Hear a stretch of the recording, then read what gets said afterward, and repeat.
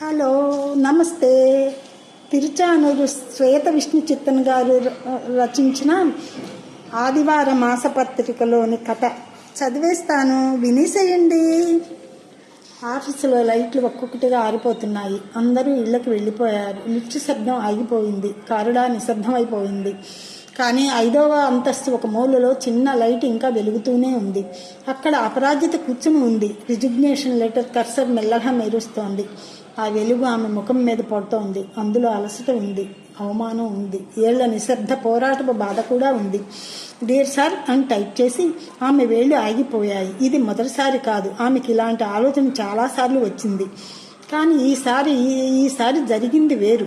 ఆమె కళ్ళు మూసుకున్నాయి. జ్ఞాపకాలు వెనక్కు పరిగెత్తాయి. 10 ఏళ్ల అపరాజిత కిటికీ దగ్గర కూర్చొని పుస్తకంలో మునిగిపోయింది. బయట పిల్లలు గోవలుగా ఆడుకుంటున్నారు. ఆమె కజిన్ నవ్వుతూ, బాబాయ్, ఈ అమ్మాయి ఎప్పుడు మౌనంగా ఉంటుంది, బయట ప్రపంచంలో ఎలా నిలబడుతుంది అంది. ఆ మాటలు వినే అపరాజిత తల దించుకుంది. మనసులో చిన్న గాయం. తండ్రి రామయ్య కూతురు వైపు చూసి చిరునవ్వు నవ్వాడు. మౌనం అంటే బలహీనత కాదు తల్లి. లోతైన సముద్రం కూడా నిశ్శబ్దంగానే ఉంటుంది. కొంతమంది ఎక్కువగా మాట్లాడతారు, కొంతమంది లోతుగా ఆలోచిస్తారు. నా కూతురు 2వ కోవలోకి వస్తుంది. మళ్ళీ ఒకసారి ఇంట్లో గొడవ. అన్నయ్య, ఆడపిల్లకి అంత చదువు ఎందుకు? రామయ్య నవ్వుతూ చెప్పాడు. ఎందుకంటే తను చదవాలనుకుంటుంది. చివరికి పెళ్ళే కదా. నా కూతురు తన దారిని తానే ఎంచుకుంటుంది. ఆ మాటల్లో తన తండ్రి గొంతు పెద్దగా లేదు, కానీ చాలా నమ్మకంగా చెప్పినట్టు అపరాజితకు అనిపించింది. తల్లి సావిత్రి రాత్రి పడుకునే ముందు కూతురి తల నిమురుతూ చెప్పేది, నీ జీవితం నువ్వే తీర్చిదిద్దుకోవాలమ్మా. మేము నీ వెనక ఉంటాం, ముందు నువ్వే నడవాలి. ఆ స్వరం ఆమె మనసులో ఇంకిపోయాయి. చదువు పూర్తయింది, ఉద్యోగం వచ్చింది, జీవితం ముందుకు సాగింది. కొన్నేళ్ల తర్వాత అపరాజిత జీవితంలోకి రఘు వచ్చాడు. రఘు నిపుణుడైన కార్డియాలజిస్టు. 10 ఏళ్ల కఠోర శ్రమతో నిర్మించుకున్న రిప్యుటేషన్, చేతుల్లో ఎన్నో ప్రాణాలు కాపాడిన అనుభవం. అపరాజిత మొట్టమొదటిసారి అతన్ని ఒక సెమినార్లో అతను మాట్లాడుతున్నాడు. ఆమె వింటుంది. అతను గమనించాడు. వారి ప్రేమ నెమ్మదిగా పెరిగింది. మాటల్లో కాదు, అర్థం చేసుకోవడంలో. పెళ్లి తర్వాత రఘుకు లండన్లో ఒక ప్రతిష్టాత్మక ఫెలోషిప్ ఆఫర్ వచ్చింది. కార్డియాలజీలో ప్రపంచ స్థాయి శిక్షణ అది. అతని దశాబ్ద కాలపు కళ. ఆ రోజు రాత్రి వాళ్ళిద్దరూ చాలాసేపు మాట్లాడుకున్నారు. అపరాజిత అంది, నువ్వు వెళ్ళు రఘు, ఇది నీ జీవితంలో గొప్ప అవకాశం. నా గురించి ఆందోళన పడాల్సిన అవసరం లేదు. డెలివరీ అయిన తర్వాత నేను కూడా అక్కడికి వచ్చి ఏదో ఒక పని చూసుకుంటాను. రఘు కిటికీ వైపు చూశాడు. కాసేపు మాట్లాడలేదు. తర్వాత అపరాజిత, 3 ఏళ్లుగా నువ్వు ఎంతో కష్టపడ్డావు. ఇప్పుడు కంపెనీలో ఓ స్థాయికి వచ్చావు. నేను లండన్ వెళితే నీ కెరీర్ని మళ్ళీ 0 నుంచి ప్రారంభించాలి. అంతేకాదు, నిన్ను ఈ సమయంలో ఒంటరిగా వదిలి వెళ్ళడం నాకు ఇష్టం లేదు అన్నాడు. కానీ నీ ఫెలోషిప్. రఘు ఆమె వైపు తిరిగి చూశాడు. ఆ చూపులో విచారం లేదు, స్పష్టత ఉంది. ఫెలోషిప్లు మళ్ళీ వస్తాయి. ఈ నిర్ణయం నేను బాధతో తీసుకోలేదు. ఇది నా ఛాయిస్, నా ప్రేమ. ఆ రాత్రి అపరాజిత చాలాసేపు నిద్రపోలేదు. రఘు పక్కన పడుకుని నిద్రలో ఉన్న అతని ముఖం చూసింది. ఓ పెద్ద అవకాశం జారిపోయింది. అయినా ప్రశాంతంగా నిద్రపోతున్నాడు. ఆ ప్రశాంతత చూసి ఆమెకు ఒక విషయం అర్థమైంది. గొప్పతనం అంటే పెద్ద పదవి కాదు, ఇష్టపడిన దాన్ని ఇంకా ఇష్టపడిన దానికోసం వదులుకోగలగడం. అతను ఇచ్చింది చేయూత కాదు, ఆత్మవిశ్వాసం. ఆదిత్య పుట్టాక అపరాజిత జీవితం 2 నదుల సంగమంలా మారింది. 2 ఒకే సముద్రంలో కలవాలని తప్పిస్తూ మధ్యలో రాళ్లను, ఒడ్డులను దాటుతూ ప్రవహిస్తున్నాయి. మెటర్నిటీ లీవ్ ముగిసిన రోజు ఉదయం ఆమె మంచం పక్కన నిలబడింది. చేతిలో ఆఫీస్ బ్యాగు. బెడ్ మీద ఆదిత్య నిద్రపోతున్నాడు. ఆమె అడుగు వేసింది, ఆగింది, మళ్ళీ వేసింది, మళ్ళీ ఆగింది. ఉద్యోగానికి వెళ్ళాలని ఆమెకు తెలుసు, అది బాధ్యత. కానీ తల్లిగా మారిన తర్వాత జీవితం మారిపోతుంది. బయటికి అడుగు వేసినా ఆమె మనసు ఇంటి గడప దాటలేదు. ఆఫీసులో ఫైల్స్ మధ్య కూర్చున్న ఆలోచనలు మాత్రం బాబు చుట్టూనే తిరుగుతున్నాయి. ఒక పని చేసే మహిళగా కనిపించినా లోపల మాత్రం ప్రతి క్షణం తల్లిగానే బ్రతుకుతోంది. ఆఫీసులో మధ్యాహ్నం ఒక సమయానికి ఆమె శరీరం ఆమె గుర్తు చేసేది. బిడ్డ ఆకలిగా ఉన్నాడని ఆ సమయంలో ఆమె మీటింగ్ను ఆపుకోలేదు. క్లయింట్ కాల్ను ఆపుకోలేదు. అలాగే ఆమె శరీరం ఆపుకోలేక బ్లౌజు తడిసేది. ఆఫీసులో బాబుని తెచ్చుకుని పాలు పట్టే ఏర్పాటు లేదు. ఎవరికీ ఆ అవసరం అర్థం కాదు. అది వారి తప్పు కాదు. అమ్మతను అనే అనుభవం లేకపోతే ఆ లోతు అర్థమవడం కష్టం. శస్త్రచికిత్సతో బిడ్డకు జన్మనిచ్చిన శరీరం ఇంకా పూర్తిగా కోలుకోలేదు. ప్రతి మెట్టు దిగేటప్పుడు కడుపు దగ్గర మెల్లగా లాగుతున్న నొప్పి గుర్తు చేస్తుంది.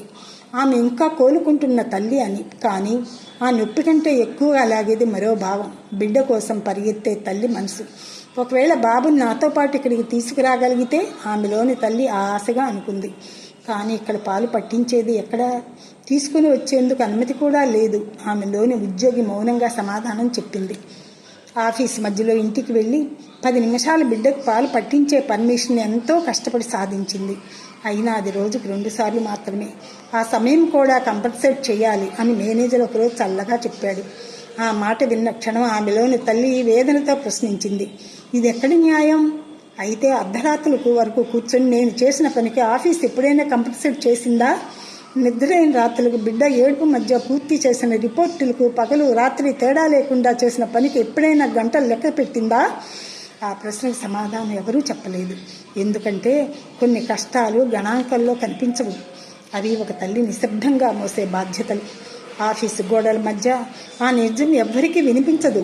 అక్కడ ఆమె ఒక తల్లి కాదు, ఒక ఉద్యోగి మాత్రమే. ఒకరోజు మీటింగ్ మధ్యలో బిడ్డ గుర్తొచ్చి పాలు ధారకడితే ఆమె లేచి వెళ్ళింది. తిరిగి వచ్చేసరికి కొంతమంది సహోద్యోగులు నవ్వుతున్నారు. మేనేజర్ అందరి ముందు సీరియస్గా అన్నాడు, ఇక్కడ పర్సనల్ ప్రాబ్లమ్స్కి చోటు లేదు.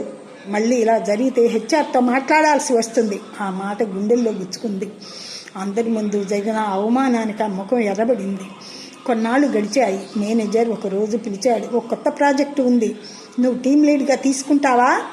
ప్రయత్నిస్తానని చెప్పింది. ఆ రాత్రి రవి అన్నాడు, ప్రయత్నించడం కాదు, నువ్వు చేసేస్తావు. ఆ మాటను చెప్పిన వాడు తన జీవితంలో ఒక పెద్ద అవకాశాన్ని ఆమె కోసం వదులుకున్నవాడు. అందుకే ఆ మాటలో బరువు ఉంది. ఉదయం 5 గంటలు ఇంకా నగరం పూర్తిగా మేల్కొనలేదు. కిచెన్లో చిన్న స్టవ్ మీద పాలు మరిగే శబ్దం వినిపిస్తోంది. అపరాజిత నిశ్శబ్దంగా పనుల్లో నిమగ్నమై ఉంది. ఒకవైపు ఆదిత్యకి టిఫిన్ రెడీ చేస్తుంది, మరోవైపు రఘు కాఫీ సిద్ధం చేస్తుంది. అంతలోనే గడియారం వైపు చూసి తన ల్యాప్టాప్ బ్యాగ్ కూడా సర్దుకుంది. కొంతమంది సమన్వయం అంటే ఒకదాన్ని కాపాడుకోవడానికి ఇంకొకదాన్ని వదిలేయడం అనుకుంటారు. కానీ ఆమెకి బ్యాలెన్స్ అంటే ఎక్కడ తన అవసరం ఎక్కువగా ఉంటుందో అక్కడ తన సమయాన్ని వినియోగించడం. ఆదిత్యకు జ్వరం వచ్చిన రోజుల్లో ఆమె ఆఫీస్ మీటింగులను వాయిదా వేసుకుంది. క్లయింట్ డెడ్లైన్ దగ్గర ఉన్నప్పుడు రాత్రి ఆలస్యంగా పనిచేసింది. ఆదిత్య స్కూల్ నుంచి వచ్చి రోజు ఎలా గడిచిందో చెబుతుంటే అపరాధ శ్రద్ధగా వింటోంది. ఆ చిన్ని కబుర్లు ఆమెకు ఎంతో ముఖ్యమైన విషయాల్లో అనిపిస్తాయి. రఘు ఏదైనా సమస్యను ఎదుర్కొంటున్నప్పుడు ఆమె నిశ్శబ్దంగా అతని ప్రక్కన ఉంటుంది. కానీ ఆమె జీవితంలో ఒక చిన్న లోపం ఉంది, అది ఆమెకు తెలుసు. చేసిన పని చెప్పుకోవడం ఆమెకు రాదు. ఆఫీస్లోనూ అంతే. ఆమె చేసిన పని ఫలితంగా మారుతుంది, కానీ దాని గురించి మాట్లాడే స్వభావం ఆమెకు లేదు. చాలాసార్లు కొలీగ్స్ తమ కృషిని గొప్పగా చెప్పుకునేవారు. అప్పుడు వాళ్ళకే గుర్తింపు వచ్చేది.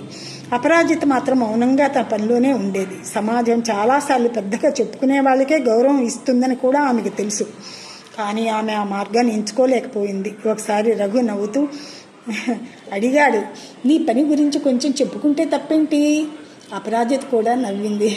చెప్పుకోవడం నేర్చుకోవాలనిపిస్తుంది. కొద్దిసేపు ఆగి మెల్లగా చెప్పింది, కానీ నా మనసు అలా చేయనివ్వదు. రఘు చిరునవ్వుతో అన్నాడు, అది బలహీనత కాదు, అది నీ స్వభావం.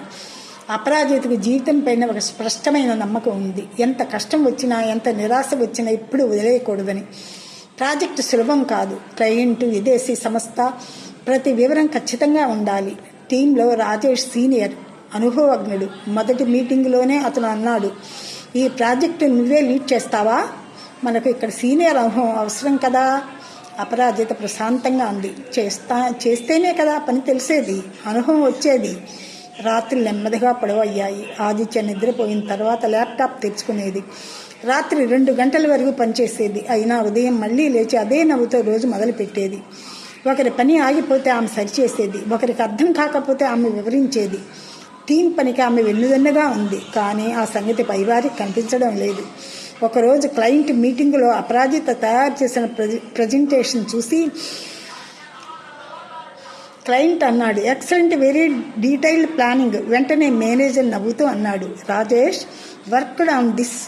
అపరాజిత గుండె ఒక్కసారి ఆగిపోయినట్లు అనిపించింది. ఆమె మాట్లాడాలనుకుంది, కానీ ఆ గదిలో ఆ క్షణంలో గొంతు రాలేదు. బయటికి వచ్చాక సహోద్యోగి నవ్వుతూ అన్నాడు, నువ్వు సైలెంట్గా ఉంటావు కదా, ఇక్కడ మాట్లాడని వాళ్ళకి ఏదీ దక్కదు. ఆ మాట చాలా గట్టిగా తగిలింది. అపరాజిత కళ్ళ ముందు ఒక్కసారిగా ఎన్నో దృశ్యాలు మెరిశాయి. నిద్ర లేకుండా పనిచేసిన రాత్రులు, ఆదిత్యకు పాలు ఇవ్వడానికి పరుగులు పెట్టిన మధ్యాహ్నాలు, రఘు వదులుకున్న ఫెలోషిప్ అన్నీ ఆమె చేతులు మెల్లగా వణికాయి. ఆ రోజు మనసు విరిగిపోయింది. ఆ రాత్రి అపరాజిత ఇంటికి వచ్చింది. ముఖం పైన రోజు ఉండే నవ్వు లేదు. రఘు తన ఆన్లైన్ మీటింగ్ పూర్తి చేసుకుని స్నానం చేసి బయటికి వచ్చాడు. అతను ఒక్కసారి ఆ ముఖం చూసి ఆగిపోయాడు. ఏమైంది?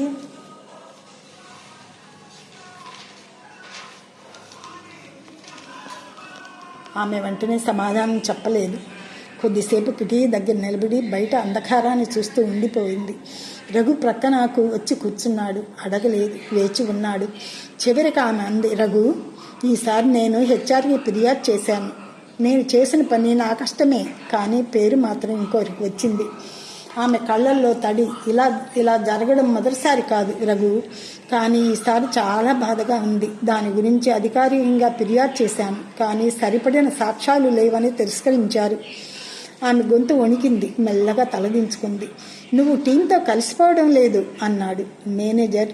రాజేష్ నాతో మాట్లాడటమే నువ్వు టీంతో కలిసిపోవడం లేదు అన్నాడు మేనేజర్. రాజేష్ నాతో మాట్లాడటమే మానేశాడు. ఇప్పుడు మొత్తం ఆఫీసు నాకు ఎదురు నిచ్చినట్టుంది. రఘు మాట్లాడలేదు. అపరాజిత కళ్ళలో నీళ్లు. నేను పోరాడాను రఘు. మొదటిసారి నా గురించి నేను నోరు తెరిచాను. ఎన్నాళ్ళుగానో మౌనంగా భరించిన తర్వాత ఇది న్యాయమా అని అడిగాను. కానీ ఆ ప్రశ్న అడిగిన క్షణం నుంచే నా చుట్టూ ఉన్న ప్రపంచం మారిపోయింది. నిన్నటి వరకు నాతో కలిసి నవ్విన వాళ్ళు ఈరోజు నా వైపు చూడకుండా వెళ్ళిపోతున్నారు. నేను చేసిన తప్పు ఏంటంటే నా మౌనాన్ని భంగం చేయడం. నువ్వు నా కోసం నీ ఫెలోషిప్ కూడా వదిలేశావు. ఇక్కడ నిలబడటానికి నేను ఎంత కష్టపడుతున్నానో నీకు తెలుసు. కానీ రఘు, కొన్ని వ్యవస్థలు ప్రశ్నలు సహించవు. అవి విధేయతను మాత్రమే కోరుకుంటాయి. నిజం చెప్పిన క్షణం నుంచే మనల్ని ఒంటరిగా నిలబడతాయి. ఇప్పుడు నా ముందున్నది ఒకే ప్రశ్న, నా గౌరవం కాపాడుకోవడానికి ఇక్కడి నుంచి వెళ్ళిపోవాలా, లేక ఇక్కడే నిలబడి ఇంకా గాయపడడానికి సిద్ధంగా ఉండాలా? రఘుకి ఇప్పుడు అర్థమవుతోంది. ఆమె మనసులో రాజీనామా ఆలోచన ఎందుకు పుట్టిందో. అది బలహీనత కాదు. ధైర్యంగా పోరాడిన తర్వాత కూడా ఫలితం లేకపోయినప్పుడు మనసులో మిగిలే నిశ్శబ్ద నిరాశ. రఘు చాలాసేపు మాట్లాడలేదు. కిచెన్లోకి వెళ్ళి 2 కప్పులు వేడిపాలు తీసుకొచ్చాడు. 1 కప్పు ఆమె చేతిలో పెట్టాడు. ముందు ఇది తాగు. ఆ నిశ్శబ్దంలో రఘు మెల్లగా మొదలుపెట్టాడు. నువ్వు ఫిర్యాదు చేశావు, వ్యవస్థ వినలేదు. అది నీ తప్పు కాదు. కొన్ని వ్యవస్థలు నిజాన్ని వినడానికి కాదు, నిశ్శబ్దాన్ని కొనసాగించడానికి నిర్మించబడతాయి. కానీ ఇప్పుడు నేను ఒక ప్రశ్న అడుగుతాను, జవాబు చెప్పు. నువ్వు వెళ్ళిపోతే ఆ వ్యవస్థ మారుతుందా? ఆ మేనేజర్ మారుతాడా? కానీ రేపు నీ కుర్చీలో ఇంకో మహిళ కూర్చుంటుంది. ఆమె కూడా ఒకరోజు నీలాగే ఇది న్యాయమా అని అడుగుతుంది. అప్పుడు ఆమె ముందు నిలబడి నేను పోరాడానని చెప్పే ఒక్క ఉదాహరణ కూడా ఉండదు. నువ్వు ఓడిపోయాన్ని అనుకుంటున్నావు, కానీ నువ్వు పోరాడావు. పోరాటం ఎప్పుడు వెంటనే గెలుపు ఇవ్వదు. కొన్నిసార్లు అది తర్వాత మనిషికి దారి మాత్రమే చూపిస్తుంది. ఇప్పుడు నువ్వు వెళ్ళిపోవచ్చు, అది నీ నిర్ణయం. నేను నిన్ను ఆపను. కానీ ఒక్కసారి నీ మనసు నువ్వే అడుగు. నువ్వు వెళ్ళిపోతే నీకు శాంతి దొరకవచ్చు, కానీ నువ్వు ఇక్కడే నిలబడితే ఒకరోజు ఈ వ్యవస్థ మారే మొదటి అడుగు అవుతావేమో. అపరాధ చాలాసేపు మౌనంగా కూర్చుంది. చివరికి మెల్లగా అంది, థ్యాంక్ యూ రఘు. ఎందుకు? అపరాజ చిన్నగా నవ్వింది. నువ్వు నన్ను ఆపలేదు, కానీ నా ముందు ఒక దారి చూపావు. ఆ దారిలో నడవాలా వద్దా అన్నది ఇప్పుడు నా నిర్ణయం. ఆ మాటల్లో ఒక కొత్త నిశ్చయం మెరిసింది. తర్వాతి రోజు ఉదయం అపరాజిత ఆఫీస్కి వెళ్ళింది. అదే డెస్క్, అదే ల్యాప్టాప్, అదే టీం, అదే మేనేజర్. కానీ ఒక విషయం మారింది, ఆమె మనసు. ఈసారి ఒక్కొక్క సమస్యను ప్రశాంతంగా పరిష్కరించింది. ప్రతి పనికి టైం పెట్టుకుంది. ప్రతి కంట్రిబ్యూషన్ డాక్యుమెంట్ చేసుకుంది. కొన్ని నెలల తర్వాత ప్రాజెక్టు పూర్తయింది. క్లయింట్ నుంచి mail, excellent execution, the project is far beyond the expectations.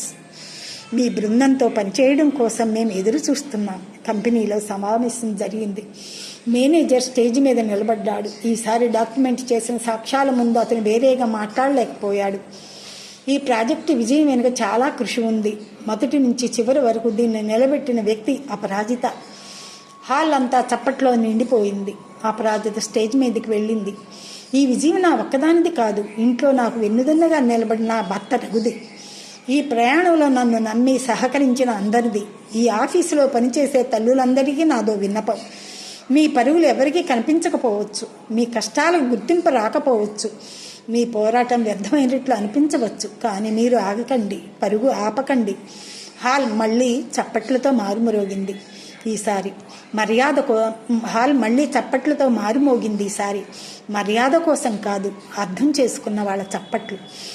ఆ సాయంత్రం ఇంటికి వచ్చింది. ఆదిత్య హోంవర్క్ చేస్తున్నాడు. అమ్మా, మా టీచర్ ఒక ప్రశ్న అడిగింది, నీ రోల్ మోడల్ ఎవరు అని. నువ్వేమన్నావు? మా అమ్మ అని చెప్పాను. అపరాజిత ఒక్కసారిగా ఆగిపోయింది. ఎందుకు అని అడిగింది. ఆదిత్య మెల్లగా అన్నాడు, ఎందుకంటే మా అమ్మ ఎప్పుడు ఆగిపోదు, ఎంత కష్టం వచ్చినా ముందుకే వెళ్తుంది, నాకు కూడా అలా అవ్వాలని ఉంది. స్త్రీ ఒక నది లాంటిది. నది మార్గంలో రాళ్ళు ఉంటాయి, కొన్నిసార్లు అడ్డుకట్టలు నిలుస్తాయి, కొన్ని చోట్ల దాని ప్రవాహం ఆగిపోయినట్టే కనిపిస్తుంది, కానీ అది నది ఎప్పుడూ ఆగదు. అది మెల్లగా మార్గాన్ని మార్చుకుంటుంది. రాళ్లను తాకి గాయపడినా ముందుకే ప్రవహిస్తుంది, ఎందుకంటే నదికి తెలుసు తన గమ్యం సముద్రమని. ఆ రాత్రి నగర వెలుతుల్లో అపరాజిత నడుస్తోంది. ఆమె ఒంటరి కాదు, ఆమె అడుగుల వెంట ఇంకా ఎన్నో అడుగులు రావాల్సి ఉన్నాయి. ఆమె ప్రవాహంలో ఇంకా ఎన్నో కథలు కలవాల్సి ఉన్నాయి. అందుకే ఆమె పేరు అపరాజిత. పడిన మళ్ళీ లేచే స్త్రీ, పోరాడి ముందుకు వెళ్లే స్త్రీ, తన బిడ్డలో విలువలు నాటే స్త్రీ, రేపటి తల్లులకు దారి చేసే స్త్రీ. ఇది ఆమె కథ మాత్రమే కాదు, ఉద్యోగం చేసే ప్రతి తల్లి కథ.